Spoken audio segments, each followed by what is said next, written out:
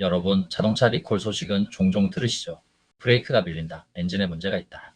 그런데 하늘을 나는 비행기가, 그것도 전 세계에 깔린 베스트셀러 기종이 한꺼번에 6,000대나 리콜된다면 믿으시겠습니까? 최근 전 세계 항공업계를 발칵 뒤집어 놓은 사건이 터졌습니다.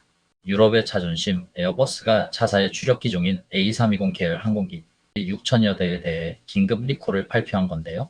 이유가 정말 충격적입니다. 기체 결함도 엔진 고장도 아닙니다. 바로 태양 때문이라고 합니다. 정확히는 높은 고도에서 태양 복사선을 맞으면 비행기가 제멋대로 급강하할 수 있다는 겁니다. SF 영화 시나리오가 아닙니다.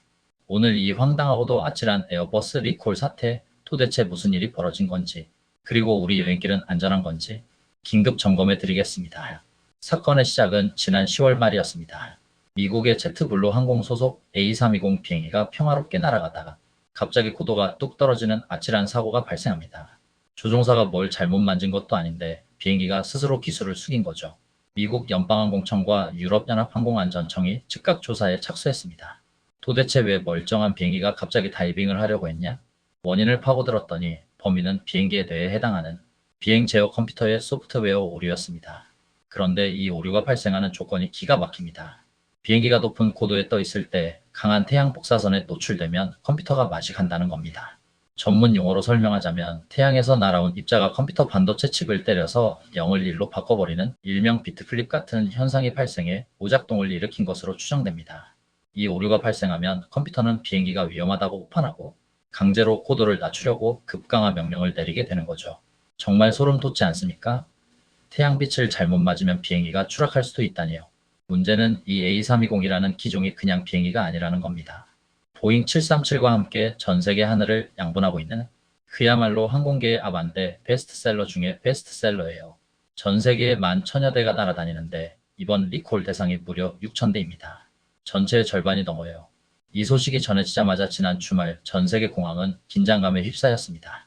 당장 비행기 띄우지 마.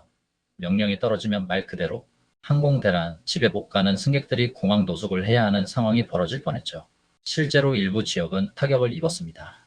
일본의 ANA 항공은 하루 만에 95편을 취소했고 13,000명의 발이 묶였습니다. 남미 콜롬비아의 아비앙카 항공은 보유 기종의 70%가 리콜 대상이라 아예 항공권 판매를 중단해버렸고요. 하지만 결론부터 말씀드리면 우려했던 글로벌 셧다운은 피했습니다. 어떻게 가능했을까요? 천만다행인 것은 이번 결함이 하드웨어가 아니라 소프트웨어 문제였다는 점입니다. 부품을 뜯어내고 교체해야 했다면 정말 몇 달 동안 비행기 못 탔을 겁니다. 하지만 소프트웨어 문제니까 스마트폰 OS 업데이트하듯이 패치만 깔면 해결되는 거였죠. 에어버스와 각국 항공사들은 리콜 발표가 나자마자 말 그대로 밤샘 작전에 돌입했습니다. 비행기가 공항에 도착하는 족족 엔지니어들이 달라붙어서 소프트웨어를 업데이트해버린 겁니다.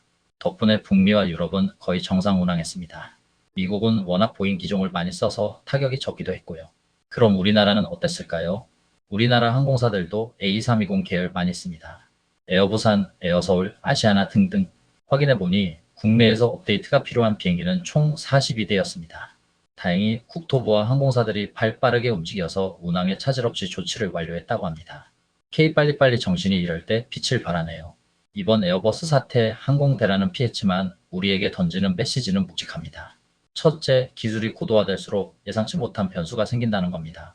옛날 아날로그 비행기 시절엔 태양 복사선 때문에 컴퓨터가 오작동해서 급강하한다는 건 상상도 못할 일이었죠. 모든 게 전자화, 자동화되면서 우주적 스케일의 변수까지 고려해야 하는 시대가 온 겁니다. 둘째, 리스크 관리의 중요성입니다.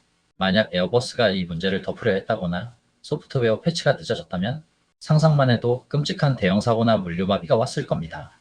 이번엔 빠른 인정과 신속한 대처가 위기를 막았습니다. 주식 투자자분들도 주목하셔야 합니다.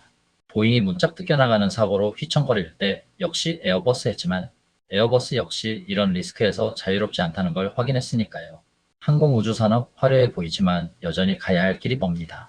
오늘 비행기 타시는 분들 창밖의 태양을 보면서 너무 겁먹지는 마세요. 이미 업데이트는 다 끝났다고 하니까요. 안전한 비행 되시길 바라며 오늘 영상 마칩니다.